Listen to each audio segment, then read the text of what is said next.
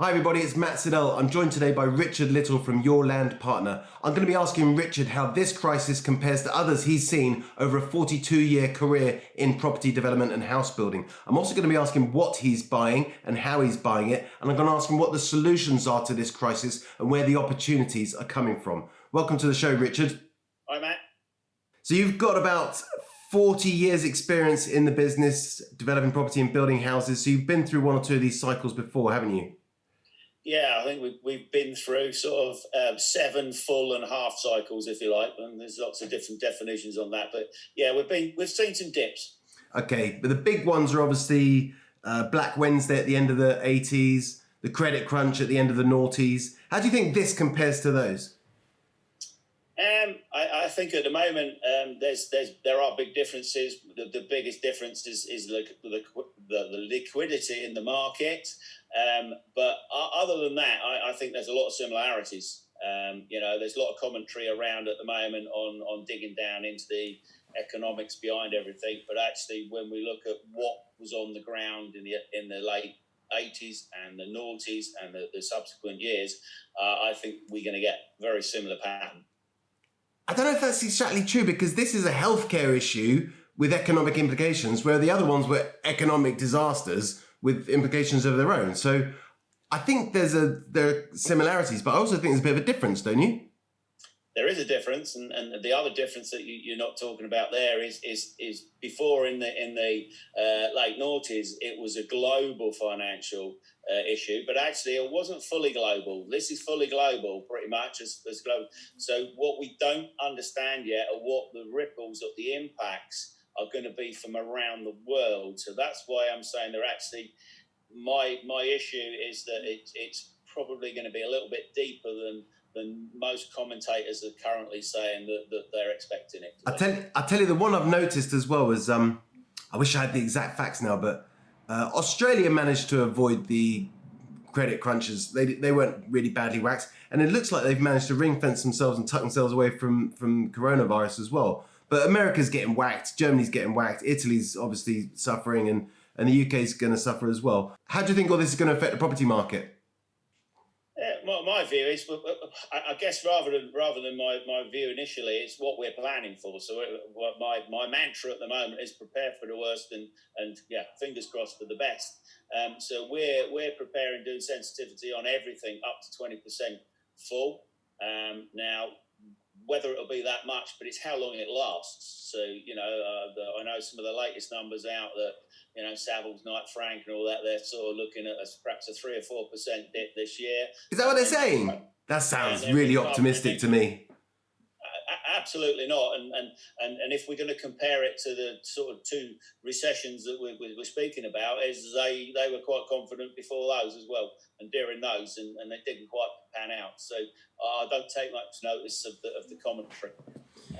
Yeah, and there's some sayings like 95% all statistics are completely made up, like that one just then. And also, I don't know if you ever watched Casper Berry's YouTube video at QTV that's on our channel. He's got a really good piece about how this guy studied all these people that are always making predictions, and actually, statistically over time, they were never any better off than someone who's just guessing.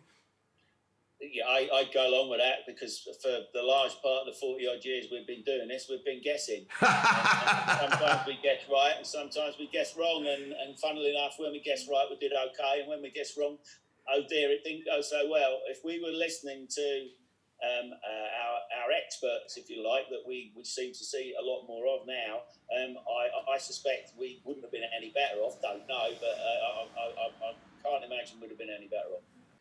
So come on then, Richard, cough it up. There must be opportunities out there. Are you looking to buy? And if so, what are you looking to buy and why? Okay, yeah. So, we're certainly in the market.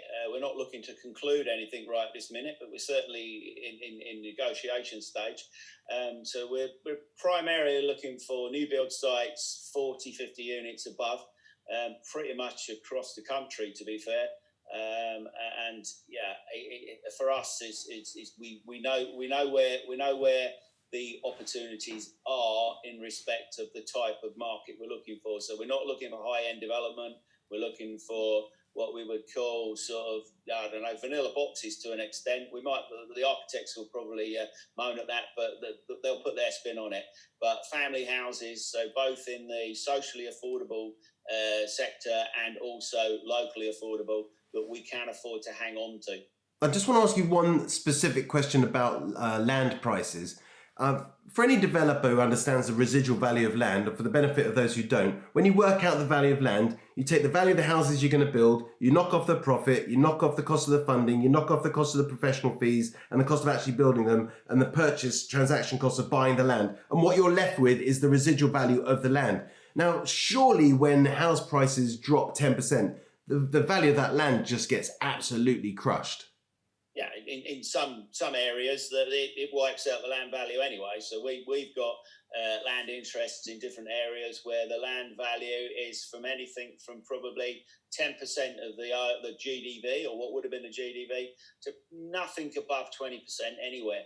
Yeah, I know the guys in London who flip planning game, they can get as much as 43, 45% of GDV, I think, which is sounds very high. High value areas, that's true, but we tend to steer away from real high value areas because it presents a lot more risk. So if I really wanted to annoy you, I'd say that it's a third. Don't annoy me anymore, Matt, because I can actually prove that sometimes it is a third. Well, of course it will be. It's bound to be somewhere between Mayfair and Newcastle. No offence to anyone in Newcastle.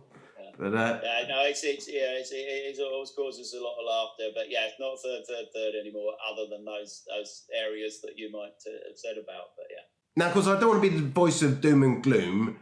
But has it actually occurred to anybody that if this situation was compounded with something else going wrong, I don't want to put a kiss of death on it, like touch wood, this is as bad as it gets. But what if something else went wrong on top of this? We never saw this coming. Like some people might say, I saw it coming in December or January or what have you, but no one saw it coming in November because it wasn't around. But what if something else went wrong as well? Then we'd be really. Well, if you go back a step, this is something happening on top of something else that was already happening in terms of Brexit. We've all forgotten about Brexit. Haven't talked about that for a long time.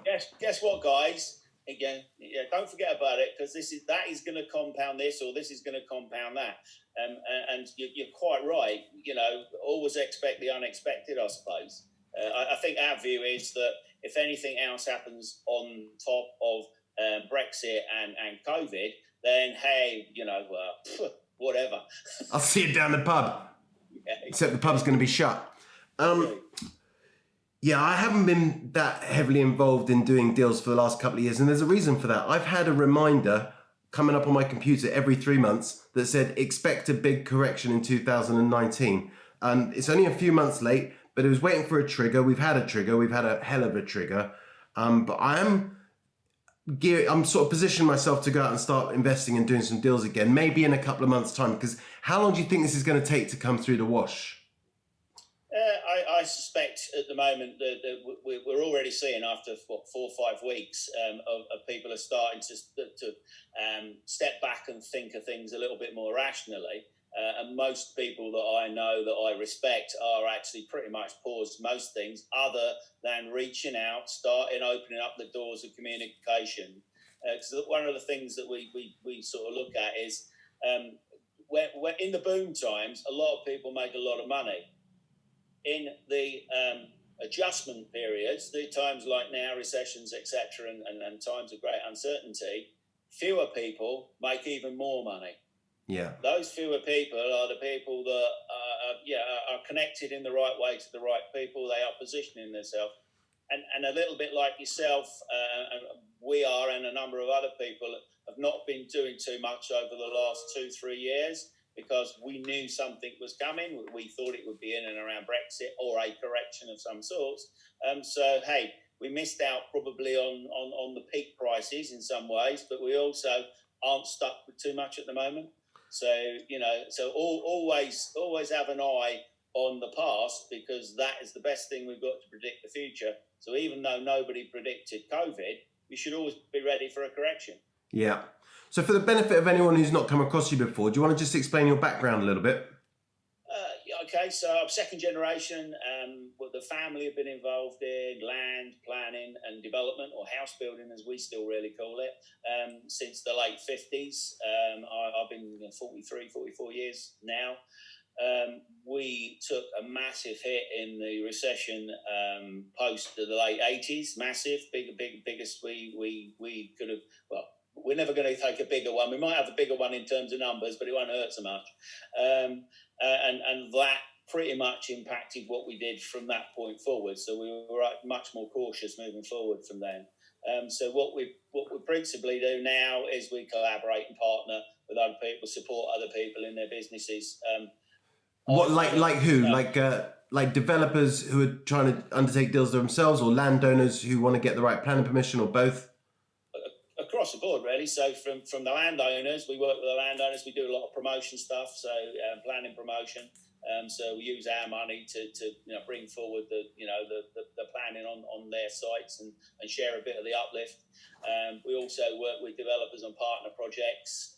We do have a little bit of stuff that's on our own, but we see the value now in collaboration. We also work with funders and investors to protect their money.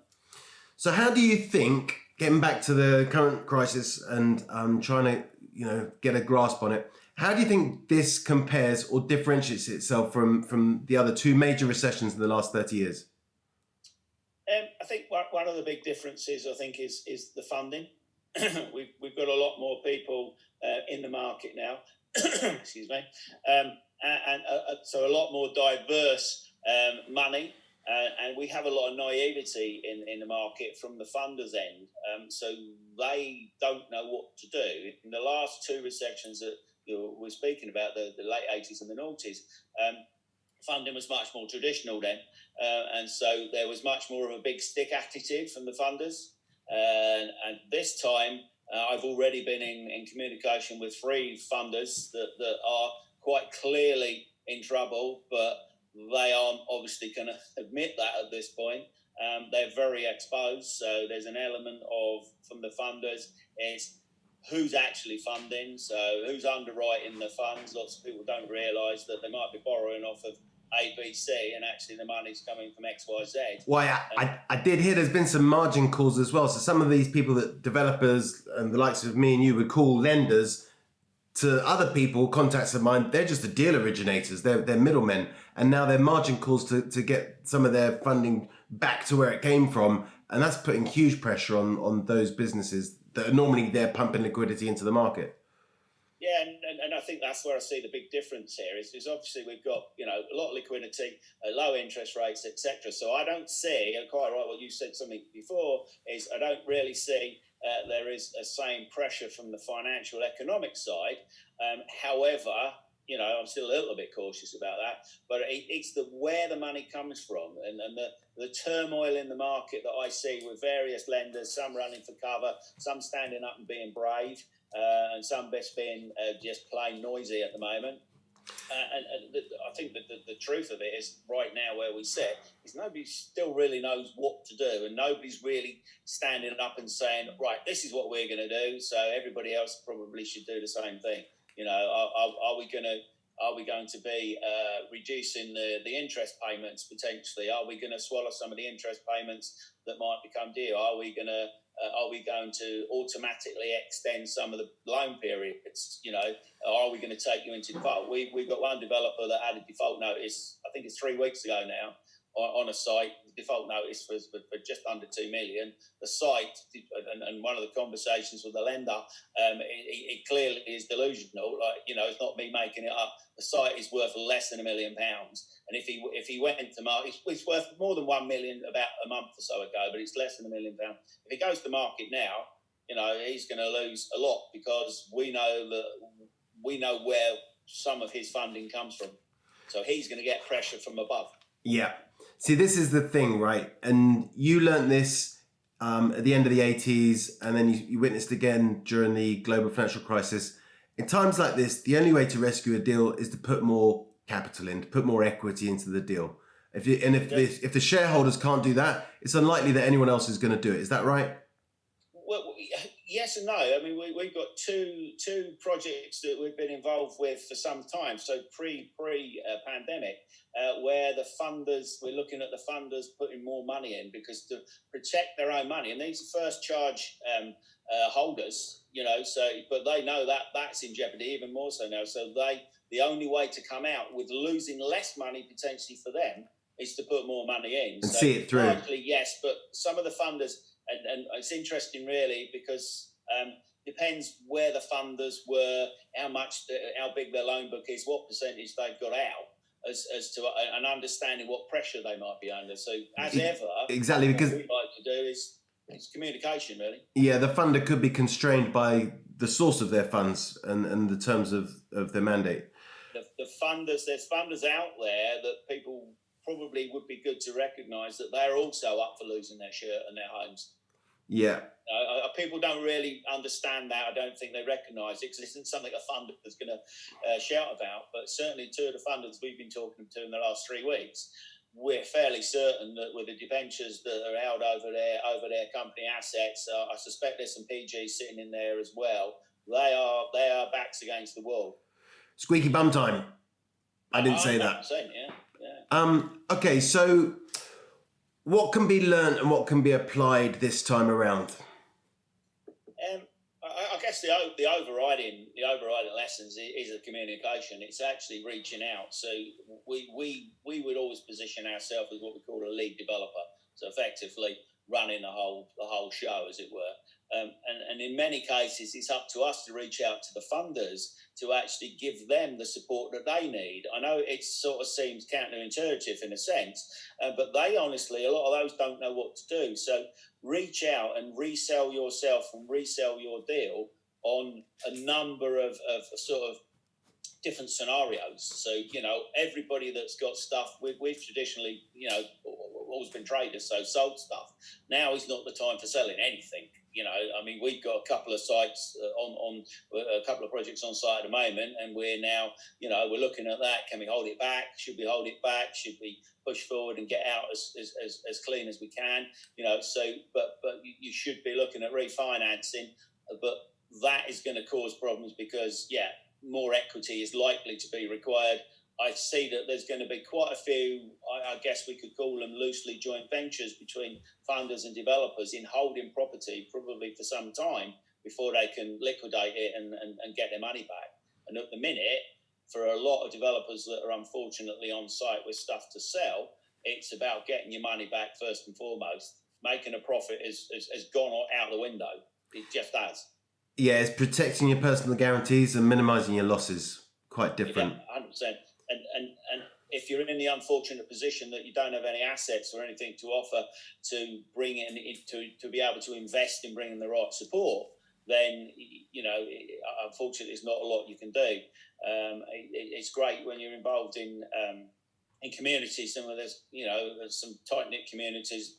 Qandor being the main one from our perspective, is that people genuinely there to help each other. It's not about a fee. If somebody wants some advice, you know, there's plenty of people within the community that will offer that advice with no expectation, and that is a big difference. Never had that before. So one of the big differences here is there is support where we've never had it before. No, because the Qandor team and I have pushed really, really hard to create this legitimate, tangible current commodity of reciprocity within the network. Because if you're pumping that into the network, you know, it's only a matter of time before you're on the receiving end of it, and it pays everyone dividends. So I'm glad you recognise that. You know, it's been fortuitous to an extent in the timing, and the club's been going for quite some time, and it's got some traction. But now we all need it more than ever before, and I think that's not always seen. I know one of the things when times are tough, we've got to look after our cash, and we're no different than that.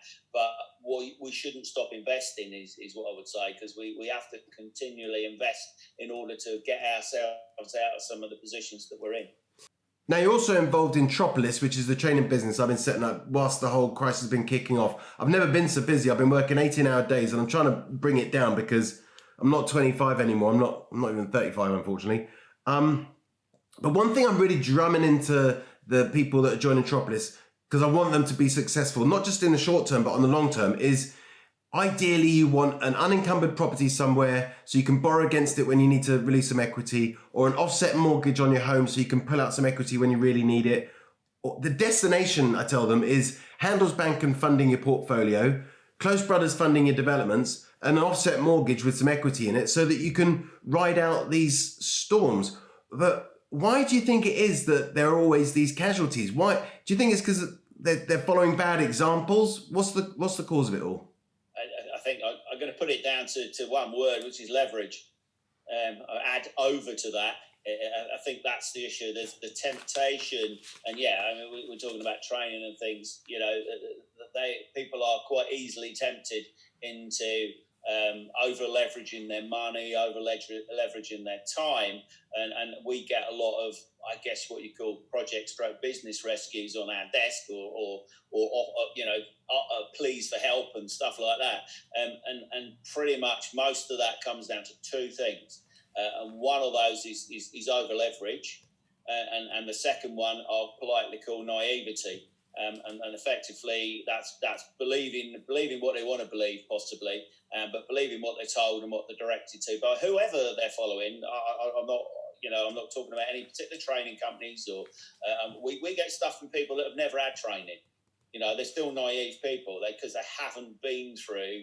The longer somebody's been in the business without going through, a recession, so people could have been in the business now 7 or 8 years, and they will feel I've been in the business quite a while, but until they've been through that recession, that blip, whatever downturn, then they're naive. They're naive because they haven't experienced it. Yeah. I think you've been on a couple of calls in the last week or two. Were you on a call with Nick Cowell at one point? Yes. I mean, Nick's been through all this before, and did he look stressed to you?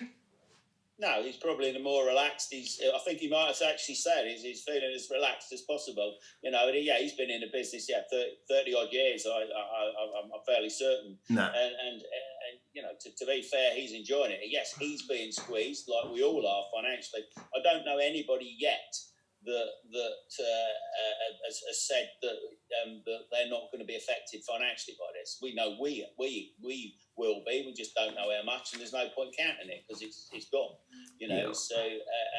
But actually, I think it was possibly Nick that said about being more pragmatic about the situation. This is probably a couple of weeks ago, and a lot of people weren't there at that point, but I think they're getting there now, and actually taking that overview and that. Obviously, for some people, there's going to be massive opportunity coming out of this. Well, I noticed that Nick's out doing deals. Cal Group bought, I don't know where it was. It looked like it was in Fulham or something, but it was a Starbucks, the whole building. There are going to be some good deals to be done. But I don't want to be a hypocrite either. Like, I had a really hard time after the Brexit vote. It was a bit of a shock. It was definitely a shock to me. I remember I woke up in the morning and the first text message I got, I didn't have many investors then. I was using mostly my own cash. But one investor texted me and it just said, all bets are off. I didn't speak to him for 3 months because he was so busy sorting out a load of other stuff, and frankly, so was I. But that pain really fucking stays with you, and it's not a pleasant feeling at the time, and you never forget it. I think that's exactly it, really, isn't it? It's a case of that makes you sick in the pit of your stomach. And I can recall how I felt, or how I remember feeling, at certain points in the late 80s, early 90s, which was our toughest time. And the noughties for us, we lost a bit, but not much, because we're much more. I don't think we're actually more risk averse. We're just more risk aware now, and that's, I think, two different things. Yeah, and it's the other thing as well. That I've got a couple of friends that manage money in the city. And when I speak to them, if I'm getting some sunshine in the garden, I'm on the phone to them. I'll ask them, "How are you doing? What's your performance like?" And they say, "Yes, really, really good." I'm like, "What do you mean it's really good? Are you up or down?" He goes, "No, obviously I'm down. I'm just less down than everyone else." I think that's actually quite a good way to look at it, isn't it? There is always somebody worse off. I mean, I do genuinely feel for people that are going to lose their businesses, and undoubtedly there's going to be a lot of casualties. But what I always say to those people, whether it's through this sort of type of situation or writing or whatever else, is that you can come through it. I won't say you will come through it, because some people they just won't. But some people will come through much stronger.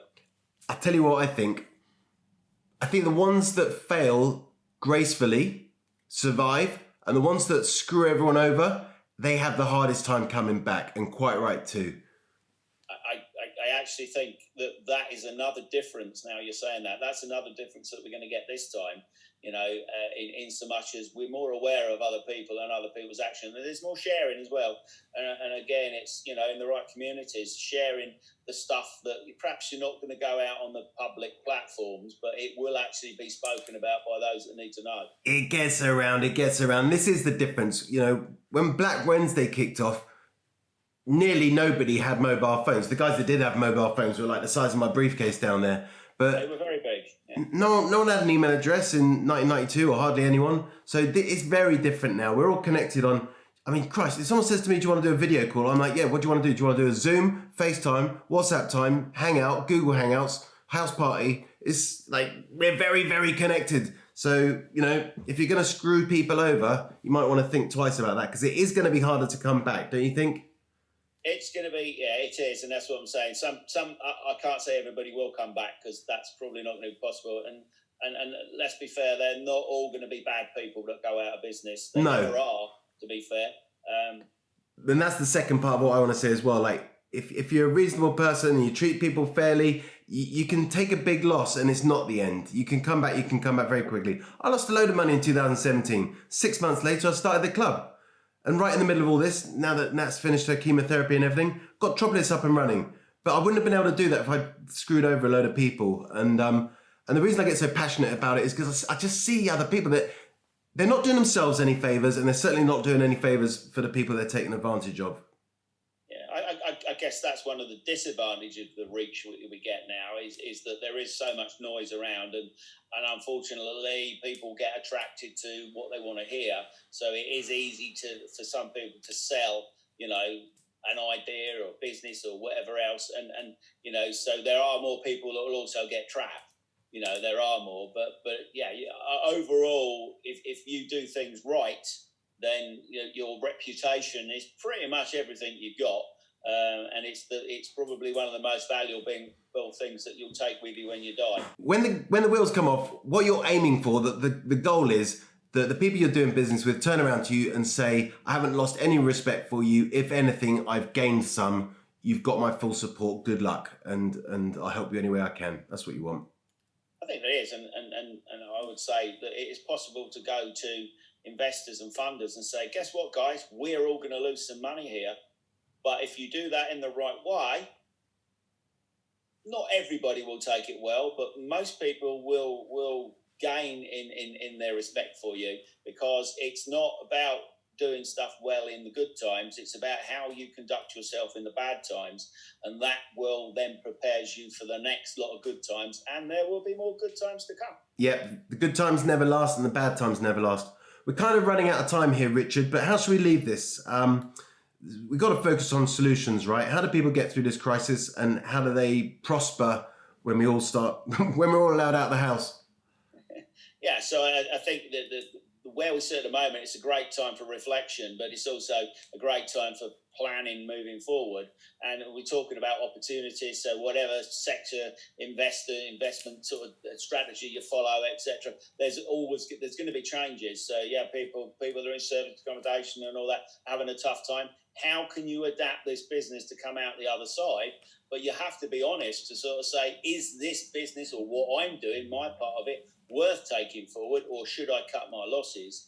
So it's the time to I think agile is the word we were talking about in a team meeting the other day. We've got to be agile, and everybody needs to be agile, but you can only be agile if you're prepared. Yeah, I think you hit the nail on the head there as well. But also the example you gave with serviced accommodation, I mean, I don't know if you've met Toby and Charlie and his brother Toby. They're down in Bristol, got 160 apartments, 90% occupancy, and it's a rent-to-rent Airbnb business. And sure, they're not performing quite as well as they would this time last year, but they're surviving because they have been agile and they're focusing on the solutions. And also there will be opportunities. I think we've just picked up 3 members of the club today. And sure, some people have had to put their membership on hold because cash flow is a serious issue for them. But other people are all etching closer now, and they're looking for partners that they can buddy up with to grow their businesses. I think that's that's it. That's what I was sort of referring to previously. Is that working with the right people, collaborating with the right people is the way forward. And opportunities, there are lots of opportunities that are coming up. Some we know about, some we don't know about yet. But actually, those opportunities are going to be much stronger if you're doing it at scale. Yeah. I think there's been a big, and I understand why people stay small, and certainly when they come into development, I'm going to try something small before I get big. They are now starting to realise the fragility of small projects.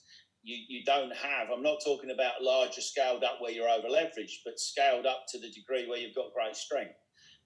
So if we're borrowing 15 million off of one lender, for instance, if we were, they're now going to listen to us and not probably foreclose on us because they've got too much at risk with us. So they're more likely to talk with us than they are the guys that have got £1 million, who they'll just burn them. Yeah. I think there's a saying, isn't there, about whether you owe the bank a little bit or whether you owe the bank a lot. There's a power flow there. Absolutely, and that still holds. Yeah. I've totally forgot what the saying is, but anyway. No, I can't remember either, but there's been a number over the years, yeah.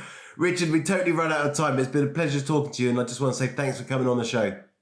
Pleasure, Matt. Speak to you soon. Look forward to speaking to you again soon. Cheers, pal. Take care. Take care.